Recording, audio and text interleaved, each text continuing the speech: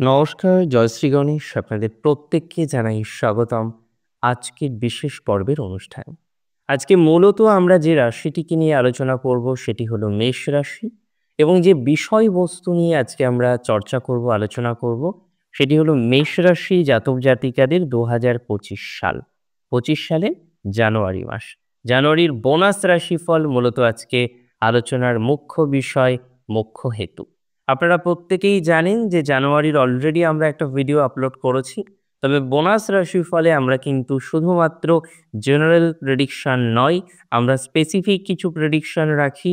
তার সাথে থাকে নক্ষত্র ভিত্তিক আলোচনা। একদমই মেষ রাশির যে ৩টি নক্ষত্র আছে, দেবগণ যাদের নক্ষত্র অশ্বিনী তাদের নিয়ে, নরগণ যাদের নক্ষত্র ভরণী তাদের নিয়ে এবং দেবাই অর্থাৎ রাক্ষসগণ যাদের কৃত্তিকা নক্ষত্র তাদের নিয়ে কিন্তু আমরা বিস্তর আলোচনা করব। তো একটা কথা সবার প্রথমে আপনাদেরকে জানাতে চাই, ২০২৫ নতুন বছর, নতুন বছরের শুরুর মাস মেষের জন্য কিন্তু নেগেটিভ নয়, সেটি সবার প্রথম তথ্য আপনাদেরকে শেয়ার করলাম। দ্বিতীয়ত আপনারা জানেন যে আপনাদের রাশির অধিপতি যিনি হলেন মঙ্গল গ্রহ, তিনি বর্তমানে নিচস্থ আছেন। তবে বক্রগতি শুরু হয়েছে ডিসেম্বর মাসের প্রথম সপ্তাহের শেষ দিক থেকে। তার মানে বর্তমানে আপনার রাশির অধিপতি রেট্রোগ্রেড। কিন্তু রেট্রোগ্রেড থাকাকালীন অবস্থায় সে পূর্বের সাইনে প্রবেশ করবে কিন্তু জানুয়ারিতে। তাহলে জানুয়ারি মাসের শেষের ১৫টা দিন হেলথের রেসপেক্টে কিন্তু পজিটিভ কিছু নিউজ, পজিটিভ কিছু বার্তা থাকার সম্ভাবনা প্রবল। প্রথমত আমরা মনে করি যে সমস্ত জাতক জাতিকাদের কোনো রকম সার্জারি, কোনো রকম হেলথের ডিস্টারবেন্স দীর্ঘদিন ধরে চলছে, যেটি নিয়ে আপনি মানসিকভাবেও একটা চাপের মধ্যে আছেন, বুঝতে পারছেন না কিভাবে স্বাস্থ্যটিকে সঠিক মার্গে নিয়ে যাবেন বা স্বাস্থ্যকে সঠিক দিকে নিয়ে যাবেন, তাদের কিন্তু ২০২৫টা অপেক্ষাকৃত বেটার যাবে জানুয়ারি মাস।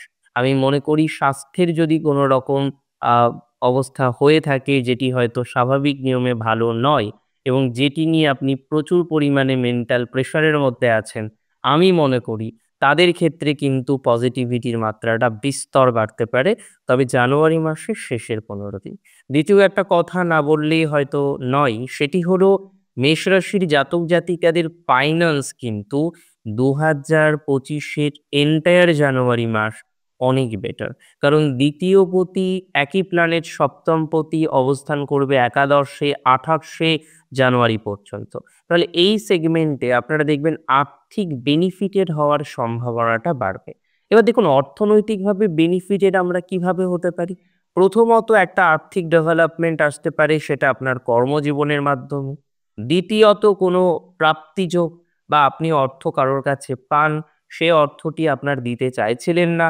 এই সময়ে কোনো একটা কৃপাতে হয়তো আপনি সেই অর্থ পেতে পারেন। কিংবা কোনো একটা কিছু আপনি দীর্ঘদিন ধরে চাইছেন বিক্রি করার জন্য, কিন্তু আপনি বিক্রি করতে পারছেন না। এই ধরনের কোনো বিষয়বস্তুর ক্ষেত্রেও পজিটিভিটির মাত্রাটা বিস্তর বাড়তে পারে। তেমন সম্ভাবনা এবং সংযোগ উভয়ই কিন্তু লক্ষ্য করতে পারছি। তার মানে একটা কথা বললে হয়তো ভুল হবে না, খুব একটা ভুল হবে না যে রাশি যদি আপনার নিশ্চিতভাবে হয়ে থাকে মেষ, আর্থিক ভাগ্য জানুয়ারি মাসে বেটার। খরচের কথা যদি বলি, দেখুন দ্বাদশপতির অবস্থান তো আপনারা জানেন আপনাদের দ্বিতীয় রয়েছে। তবে এটুকু আমি মনে করছি এক্সট্রিমলি নেগেটিভিটি জানুয়ারিতে হবে না। জানুয়ারিতে সবারই একটা খরচ থাকে, নতুন বছর, নতুন কিছু কেনাকাটির একটা প্রয়োজনীয়তা থাকে। তো ঠিক আছে, সেগুলো একদমই ইউজুয়াল। একটা স্বাভাবিক জীবনযাপনে সেগুলো সাধারণত সংঘটিত হয়।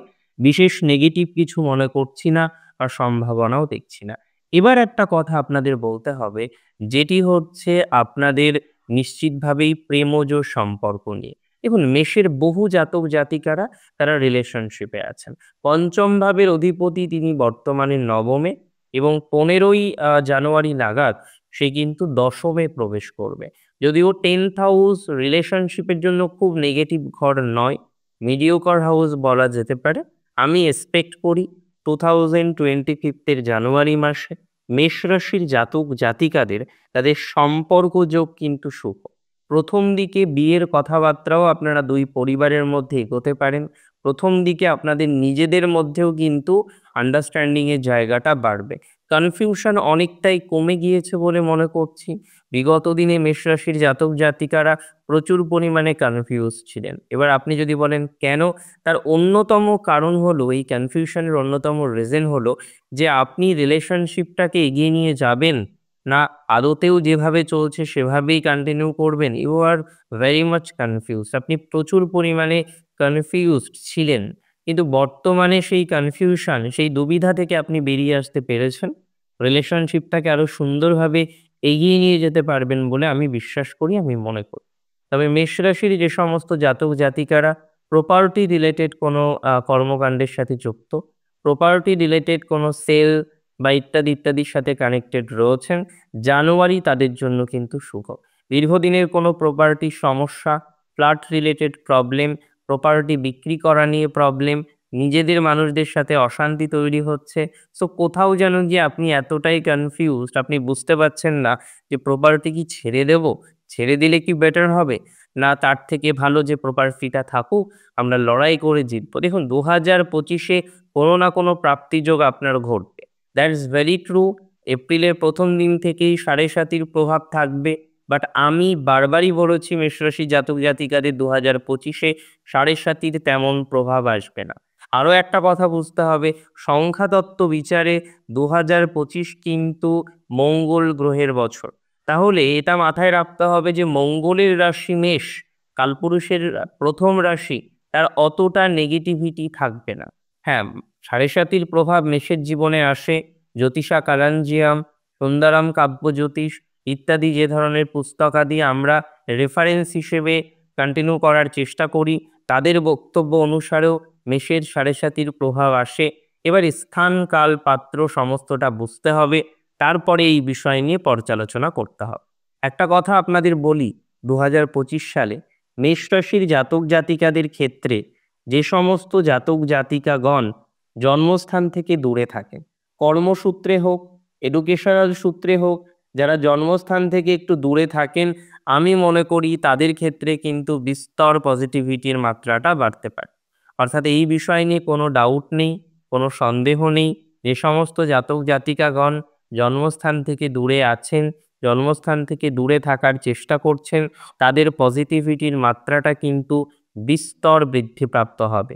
অর্থাৎ আপনি যদি বাইরে যাওয়ার প্রচেষ্টাও কন্টিনিউ করতে চান, ইভেন যে সমস্ত জাতক জাতিকারা বর্তমানে পরিকল্পনা করেছেন বিদেশে সেটেলড হবেন, দূরে গিয়ে সেটেলমেন্ট তৈরি করার জন্য যারা মরিয়া হয়ে রয়েছেন, তাদের সেই সেটেলমেন্ট তৈরি হবে। তারা সাকসেস তৈরি করতে পারবেন বলেই মনে করছি। এটি নিয়ে কোনো সন্দেহ কিন্তু আমার নেই। মাথায় রাখতে হবে ২০২৫ তুলনামূলকভাবে বেটার। জানুয়ারি মাসেও আমরা স্বাস্থ্য থেকে শুরু করে, সম্পদ থেকে শুরু করে, কর্মজীবন নিয়ে যদিও ডিটেইলস আমি নাক্ষত্রিক প্রেডিকশনেই শেয়ার করব। বাট এডুকেশন, পড়াশোনা বিষয়ক যাদের জটিলতা আছে, তারাও কিন্তু জানুয়ারি মাসটা পজিটিভ হিসেবেই ধরতে পারেন।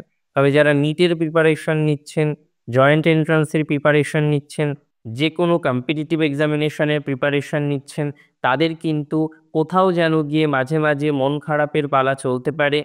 মা-বাবার সাথে শেয়ার করুন, দেখবেন পজিটিভিটির মাত্রাটা বাড়বে। মেষ রাশির ক্ষেত্রেও আমরা দেখেছি পিতার ইনফ্লুয়েন্স যেমন থাকে, মায়ের ইনফ্লুয়েন্সও কিন্তু বেশি পরিমাণে থাকে।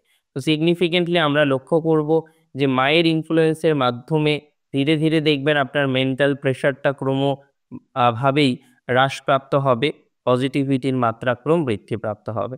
এবার যে বিষয়বস্তু নিয়ে আমরা আলোচনা করব, সেটি নিশ্চিতভাবেই রাশি যদি আপনার হয়ে থাকে মেষ, নক্ষত্র হয়ে থাকে অশ্বিনী, কেমন চলছে আর কেমন চলবে। অশ্বিনী নক্ষত্রের কারেন্ট পরিস্থিতি মিডিওকর। সব দিক থেকে যে অশ্বিনী ভালো আছেন একদমই তা নয়। তবে অশ্বিনী নক্ষত্রের জাতক জাতিকাদের প্রথমত আমি মনে করি স্বাস্থ্যে পজিটিভিটি জানুয়ারিতে আমরা পাবো। দ্বিতীয়ত, যাদের আর্থিক পরিস্থিতি চরম বিভ্রাটের মধ্যে রয়েছেন, আর্থিকভাবে চরমভাবে নেগেটিভিটির মধ্যে রয়েছেন, কোনোভাবেই আর্থিক পরিস্থিতিটাকে স্বাভাবিকভাবে নিয়ে আসতে পারছেন না, তাদের কিন্তু নক্ষত্র অশ্বিনী হলে ২০২৫ জানুয়ারি বেটার যাবে। আমি মনে করি অশ্বিনী নক্ষত্রের যে সমস্ত জাতক জাতিকাগণ পারিবারিকভাবে বিধ্বস্ত রয়েছেন, পরিবারের সদস্যদের সাথে সম্পর্ক খারাপ, অন্যান্য বিভিন্ন রকমের জটিলতাগুলো বারংবার জীবনচক্রে আসছে, তাদের পজিটিভিটির মাত্রা কিন্তু বিস্তর বাড়তে পারে। অর্থাৎ সেক্ষেত্রে বলা যেতেই পারে যে অশ্বিনী নক্ষত্রের জাতক জাতিকাদের পজিটিভিটির মাত্রাক্রম বাড়বে। যে সমস্ত জাতক জাতিকাগণ কোনো না কোনোভাবে মেন্টাল প্রেশারের মধ্যে আছেন, কোনো না কোনোভাবে ফ্যামিলি ডিস্টারবেন্সের মধ্যে রয়েছেন, তাদের ডিস্টারবেন্স কমবে। হঠাৎ শত্রু শুরু হয়েছে, কিছু কিছু ক্ষেত্রে আপনি কি দেখলেন, আপনার বন্ধু সে হঠাৎ করে শত্রুতা শুরু করেছে, তাদের পজিটিভিটির মাত্রাক্রম কিন্তু বৃদ্ধিপ্রাপ্ত হবে। অর্থাৎ এটি নিয়ে কোনো সন্দেহ নেই। নক্ষত্র যদি আপনার অশ্বিনী হয়ে থাকে, সমস্যা আস্তে আস্তে মিটে যাবে, সমাধানযোগ্য জায়গা তৈরি করতে পারবেন, পরিস্থিতি অনেকটাই স্বাভাবিক আসবে, এটি নিয়ে কোনো ডাউট কিন্তু আমার নেই। অশ্বিনী নক্ষত্রের সময়কালটা একটু ভালো জানুয়ারিতে, রিলেশনশিপের ক্ষেত্রেও ভালো, কাজের জায়গায় যারা ব্যবসা করেন এবং চাকরি করেন তাদের বেটার হবে, সেলফ প্রফেশন এমনিতেও ঠিকঠাকই চলছে, তাদের ডেভেলপমেন্ট আরও বাড়তে পারে। নক্ষত্র যদি ভরণী হয়ে থাকে, দেখুন নরগণের নক্ষত্র, ভরণীর আমি বারবার বলি অপরকে সাহায্য করুন, বাট লিমিটেশন রেখে। কিন্তু ভরণী কি করে, প্রাণ মন দিয়ে সাহায্য করতে ছুটে যায়, নিজের ক্ষতি করে এবং পরবর্তীকালে রেকগনিশন পায় না। তাহলে এখানে ভরণীকে আন্ডারস্ট্যান্ডিংটাকে বাড়াতে হবে। সে যেভাবে লাইফস্টাইলটাকে ফলো করছে, কোথাও যেন গিয়ে সেখানে ত্রুটি আছে বলে আমি মনে করি। ধীরে ধীরে ভরণীর পজিটিভিটি আরও বাড়তে পারে, সিচুয়েশনের আরও বেশি ডেভেলপমেন্ট হওয়ার সম্ভাবনা রয়েছে। আমি বিশ্বাস করি ভরণী নক্ষত্রের জাতক জাতিকাদের মানসিক চাপের জায়গাটা অনেকটাই মৃদু হবে, পরিস্থিতি অনেকটাই স্বাভাবিক হতে পারে। ভরণীর এমনিতে আর্থিক জায়গাটা তুলনামূলকভাবে ভালো, স্বাস্থ্য বেটার হবে। কর্মজীবনে যারা চাকরি করেন তাদের পজিটিভিটির মাত্রাটা বেশি, কর্ম পরিবর্তন করতে চাইছেন যারা, তারা সাকসেসফুলি কর্ম পরিবর্তন করতে পারেন। 2025-এর জানুয়ারিতে ভরণীর মানসিক যে চাপ, মানসিক যে বিভ্রাট, সেটা অনেকটাই মৃদু হতে পারে। ভরণীর যারা শৌখিন একটু বেশি, খরচ করার টেন্ডেন্সি বেশি থাকে, ছোটোখাটো বিষয় বললেও আপনি বড়ভাবে খরচ করতে চান, তাদের একটু কন্ট্রোল করার চেষ্টা করতে হবে।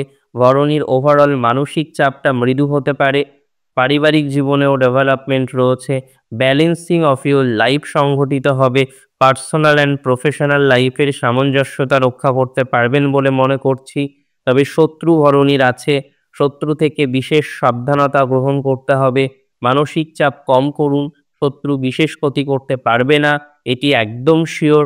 এবং আমি মনে করি ভরণীর যারা চাকরিজীবী রয়েছেন, চাকরিস্থলে প্রবলেম হচ্ছে, চাকরি পরিবর্তন করতে গিয়ে বারবার পিছিয়ে পড়ছেন, চাকরি পরিবর্তনের ক্ষেত্রে বারংবার নানা রকম মেন্টাল প্রেশার তৈরি হচ্ছে, তাদের পজিটিভিটির মাত্রাটা বিস্তর বাড়তে পারে, এটি নিয়ে কোনো সন্দেহ নেই, কোনো সন্দেহের অবকাশ নেই। নক্ষত্র যদি আপনার নিশ্চিতভাবেই হয়ে থাকে কৃত্তিকা, দেবাড়ীগণ, রাক্ষসগণ যদি আপনার হয়ে থাকে, কৃত্তিকার দেখুন আলসেমি ভাব কিছুটা কমেছে এবং পারফেকশনিস্ট আপনারা প্রচণ্ড পরিমাণে। যদিও এই সময়ে কৃত্তিকার কিন্তু আর্থিক জায়গাটা মধ্যম, কিছু সম্পর্ক হঠাৎ করে ডাউনওয়ার্ডস হয়েছে, সেই জায়গাটা সঠিক দিকে যাবে বলে মনে করছি। পারিবারিক জীবন মোটামুটি ভালো, তবে কৃত্তিকার কর্মজীবনে বিশেষ সুখবর প্রাপ্তির সম্ভাবনা রয়েছে। যারা স্বনিয়ন্ত্রিত পেশার সাথে সংযুক্ত, তাদের ডেভেলপমেন্ট বাড়বে। বিদেশে যারা থাকেন তাদের ডেভেলপমেন্ট বাড়বে। ব্যবসায়ী যারা কেবল লাইনের ব্যবসা, ইন্টারনেটের ব্যবসা, আসবাবপত্রের ব্যবসা, যে কোনো ধরনের ফার্টিলাইজার অথবা জমি ব্যবসা করেন, তাদের ডেভেলপমেন্ট হবে। প্রমোটিংয়ের বিজনেসে গতি প্রকৃতি অনেকটা বাড়তে পারে।